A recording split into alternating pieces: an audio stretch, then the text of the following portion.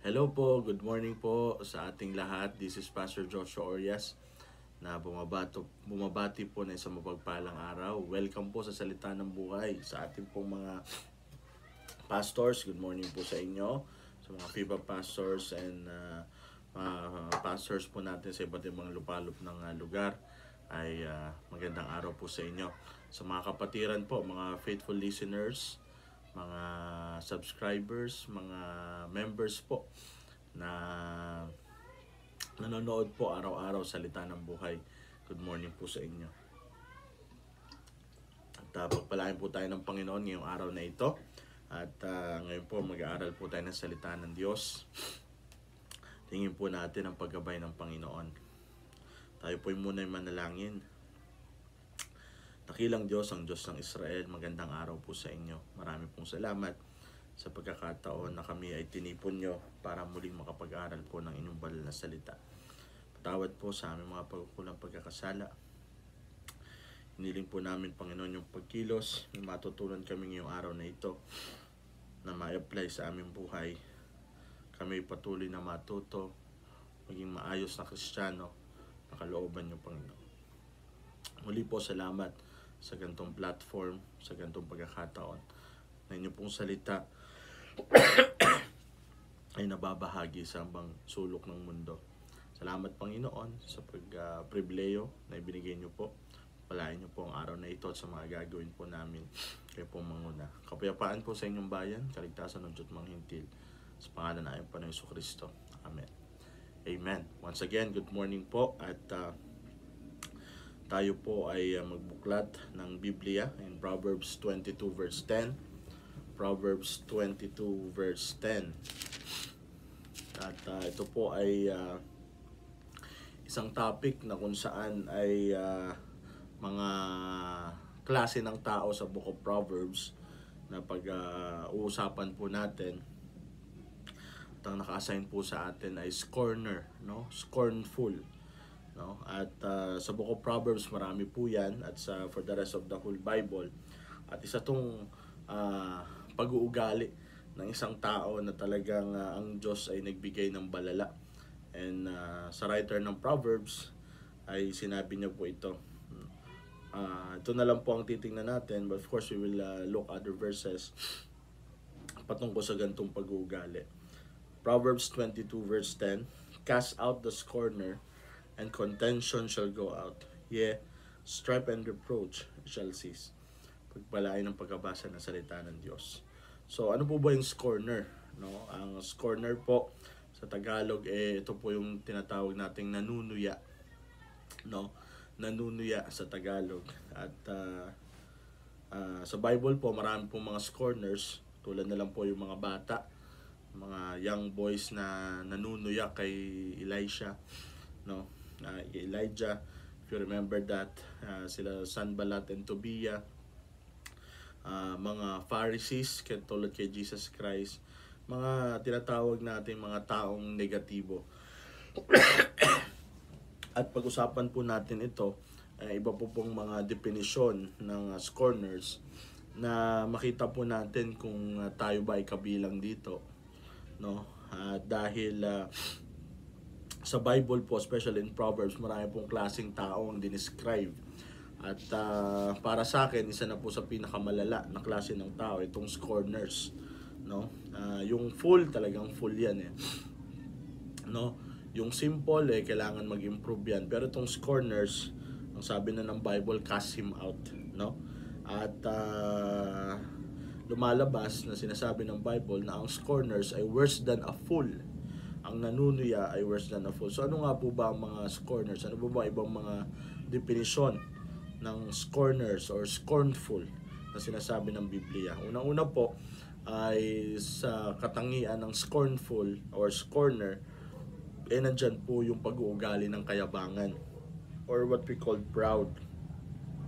Halos lahat po ng mga scorners ay meron talagang yabang sa kanilang sarili, no? Sila po yung mga tao na they don't want to respect people in authority, no? Pag merong mas mataas sa kanila, they don't want to respect it. Alright? So sila po yung tao na hindi rumirespeto sa kapwa-tao, no? So they treat other people without respect. So they are also the kinds of people that for them they are always right. Sila po yung mga tao na for them sila lang po yung tama, no? At they have their own way of doing things. So sila po yung tao na ayaw nilang papakialaman. Alright? So sila po yung klase ng tao din na ayaw matuto pero gusto nilang magturo. They want to teach but they don't want to learn.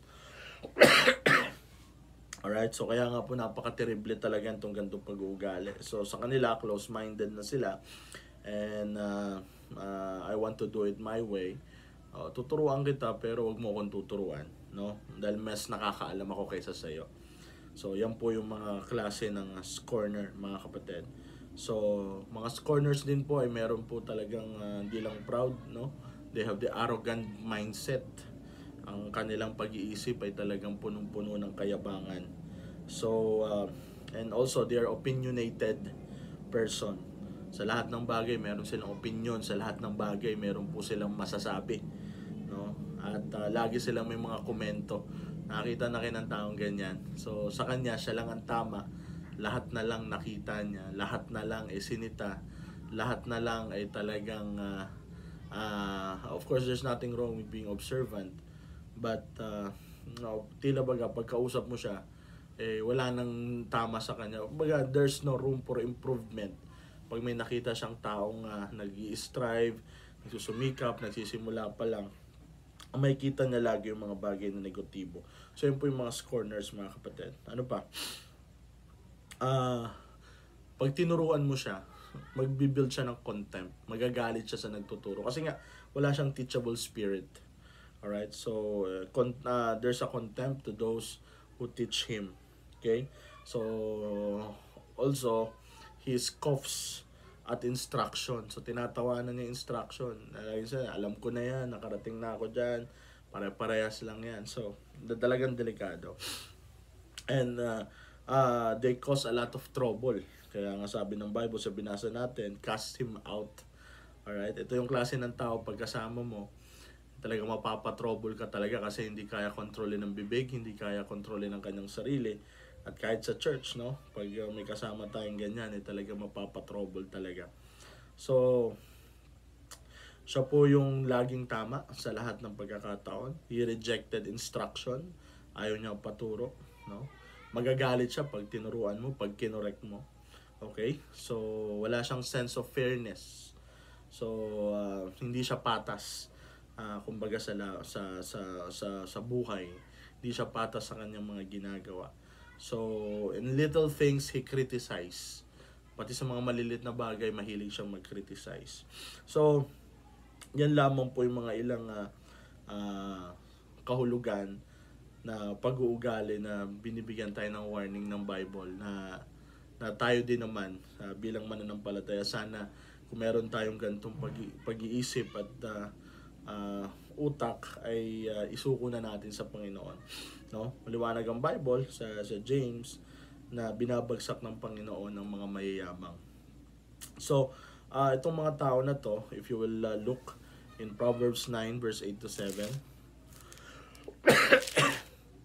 Proverbs 9 verse 8 to 7. Sensya na po kayo, medyo may ubo po tayo ngayon. At pinapipray po namin lahat po na may mga karamdaman ngayon. At usong-uso po ang sakit ngayon, no? Dahil pabago-bago ng panahon.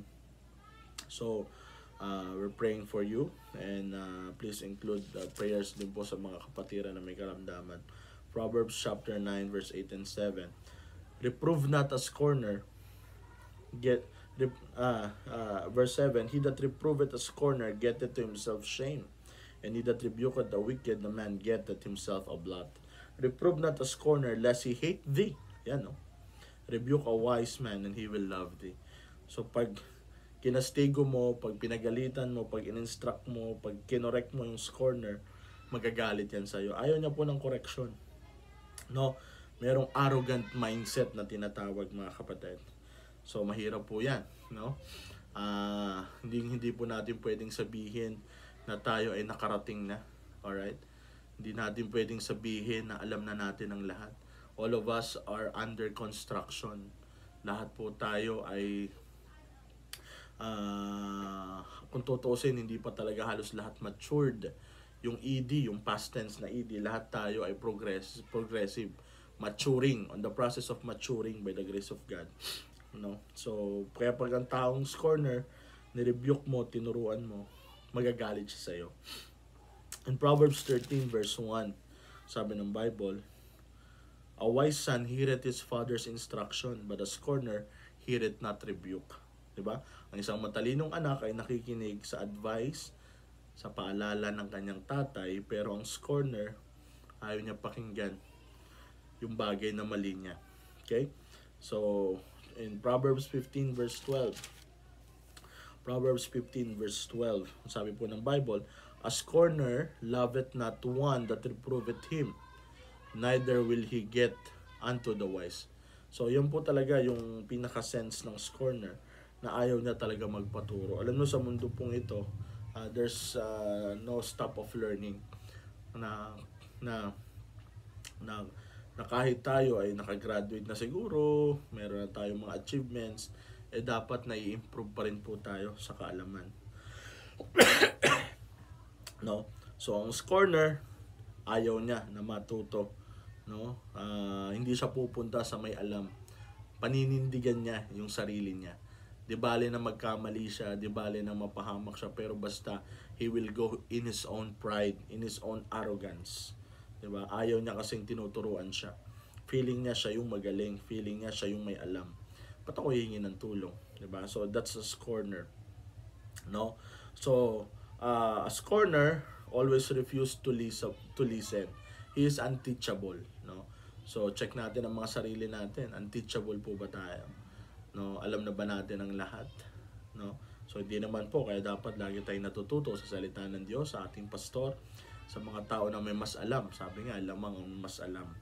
Alright? So in chapter 14 verse 6, ito po. Sabi ng Bible, a scorner seeketh wisdom and findeth it not, but a knowledge is easy unto him that understandeth. Yan. Sa scorner daw, sabi ng Bible, naghahanap siya ng karunungan pero hindi niya makita. So paano ka naman siya makakita, no, ng wisdom sa isang bagay kung puno na yung utak niya? So sometimes it's very important to learn, all right? But in order for you to learn, sometimes we need to unlearn. May mga dapat tayong i-delete. May mga bagay tayong dapat na dati nating kagisnan, na dati nating tradisyon, na dati nating alam, then to find out, pwede pa palang ma-improve yung mga bagay na yan. So, hindi lang tayo natututo, kundi dapat nag-unlearn din tayo, na alam natin na bagay naman na hindi naman epektibo, hindi naman nakakatulong. No? Siguro, matagal na natin siyang alam, pero mali pala. No? At nung nakita natin ang salita ng Diyos, ito pala ang tama. At nakita natin, na-observe po natin sa ibang tao na naging effective sila by using that, ikaw, maling sistema pa rin ang ginagawa. So, ang sabi ng Bible, as scorner seeketh wisdom and findeth it not. Alright? So, gusto nyo rin naman matuto, kaso hindi siya natututo. Kasi nga, opinionated kaya siya a-attend ng Sunday para mag-criticize sa preaching. Kaya siya mag-aaral para hamakin yung teacher, no? Hindi siya nakikinig sa mga teacher. So, didebatihin niya. So, yan pong scorner. Kaya nga nanunuya po ang tawag sa kanya. He seeks wisdom but he cannot find. Kasi walang humility. Maliwanag po ang Bible na sa humility, dyan po talaga tinataas ng Panginoon. Walang pinagkaiba po yan sa baso, no? Pag ang baso puno na, paano po malalagyan? Pag ikaw ay punong-puno sa sarili mo, if you are so full of yourself that there are no chance of learning something new or something very interesting or from the Word of God, wala, hindi tayo talaga matututo, no? So ano pa mga kapatid? So in Proverbs sa binasa natin, no, ang scorners, yung 22 verse 10, balik tayo sa binasa natin kanina, scorners are the source of chaos and contention. Scorners are the source of strife and contention, no? Pag talagang merong di talaga tayo katulad ng pag-uugali at walang spirito ng Panginoon, talagang magpapang-abot po yan, no? At sabi po ng Bible na iwasan po ang mga scorners, no? Iwasan po natin yan sila. At tinan nyo po, sabi po sa Proverbs 21 verse 24. Proverbs 21 verse 24. Proud and haughty scorner is his name, who dealeth in proud wrath. Alright? So, ang kanyang pangalan ay kayabangan. Ang kanyang pangalan ay mapagmataas. So, nakakalungkot po, no? At ano pong gagawin po natin sa ganyan? At para maiwasan po natin yan. At talon po tayo sa Psalm, no?